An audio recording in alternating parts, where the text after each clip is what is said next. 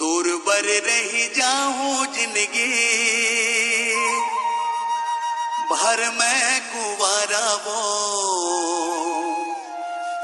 ले बर पर चाहे जन्म दोबारा वो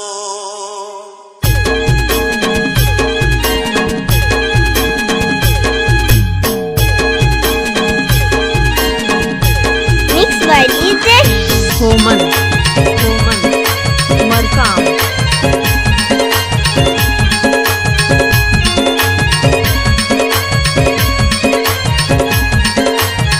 कोणी होयस तर का होगे मोर जान बोलले का मला पैसा दे तर पापा बोलवा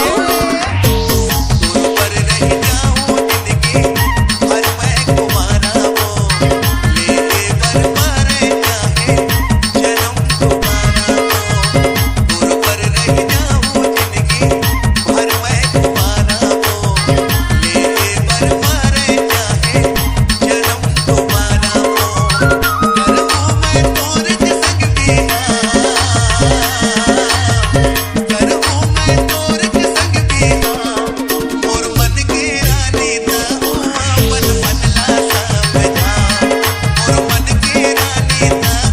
अपन मन ला समझा Mixed by DJ Homan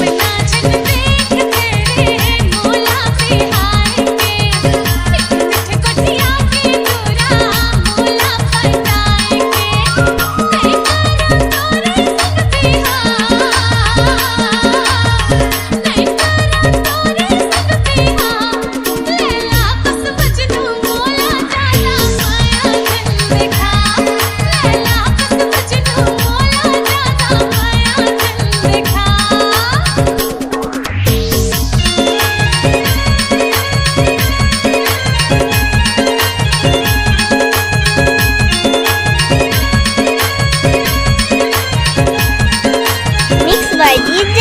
Homan दिल में बस के हंस